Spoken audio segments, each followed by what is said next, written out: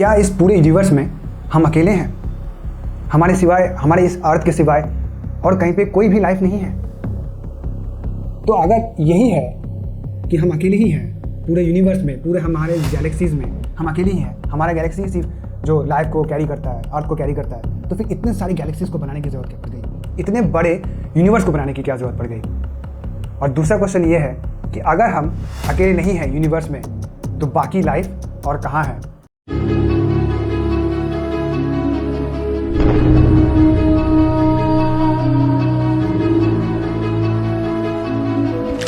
ऐसे बहुत सारे स्टडीज हुए हैं एंड ऐसे बहुत सारे वीडियोस फुटेज मिले हैं जो कि ये क्लेम करता है शायद हम उन तक नहीं पहुंच पाए हैं, लेकिन वो हम तक पहुंच चुके हैं। तो पहले कुछ वीडियो फुटेज देखते हैं। इसमें ये साफ साफ देखा जा सकता है कि एक ऑब्जेक्ट बहुत ही तेज़ी से जा रहा है। इसको ट्रैक करना बहुत ही मुश्किल है, लेकिन एडवांस टेक्नोलॉजी के कारण कुछ देर के लिए ट्रैक किया जा सकता है। ये एक दूसरा वीडियो जिसमें एक स्फेरिकल ऑब्जेक्ट देखा जा सकता है जो कि बहुत ही तेज़ी से समुंदर के ऊपर से जा रहा है। जनवरी 15, 2023 का ये एक वीडियो है जहां एक एयरक्राफ्ट के ऊपर से बहुत तेज़ी से एक ऑब्जेक्ट टॉस किया।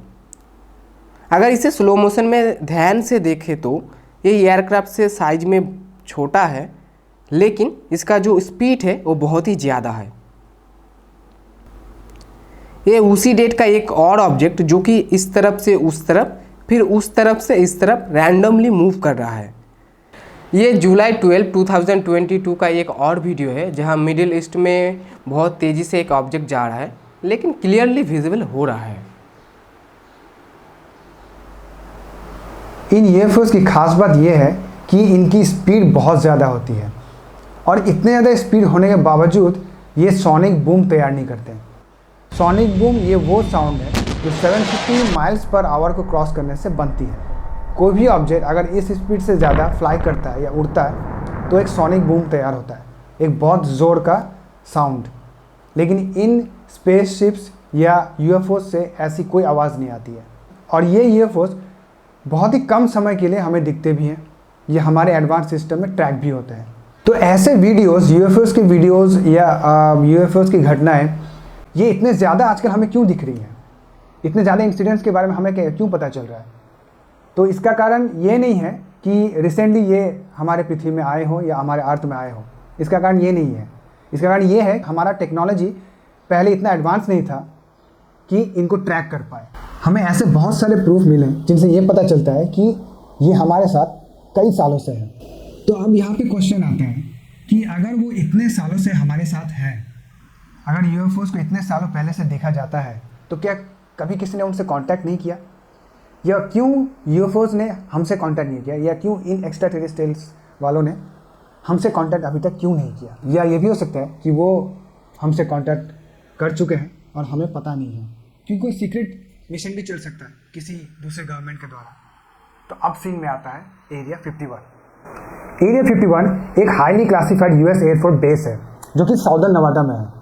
ऐसा बिलीव किया जाता है कि इस एयरफोर्स बेस पर क्रैश्ड यूएफओस हैं और जिन पर रिवर्स इंजीनियरिंग की जाती है।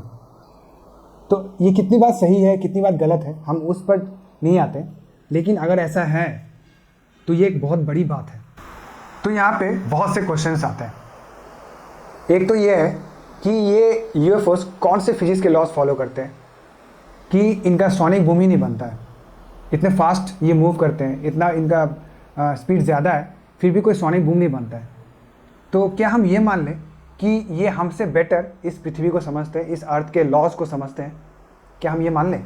एक बात तो ये माननी पड़ेगी कि ये अगर हम तक पहुंच चुके हैं तो इनकी टेक्नोलॉजी हमसे कई ज़्यादा गुना एडवांस है, और एडवांस टेक्नोलॉजी मीन्स हमसे बहुत ज़्यादा ये पावरफुल भी है। लेकिन एक क्वेश्चन ये भी आता है कि अभी तक इन्होंने हम पर कब्जा क्यों नहीं किया? अभी तक इनका स्टडी ख़त्म क्यों नहीं हुआ? या ये मान ले कि इनको हम पर कब्जा करना ही नहीं है, ये बस एक सिविलाइजेशन को स्टडी करने के लिए आए हैं। ऐसे कई सवाल हमारे दिमाग में आते हैं, लेकिन इनका जवाब हम ढूंढने की कोशिश करेंगे।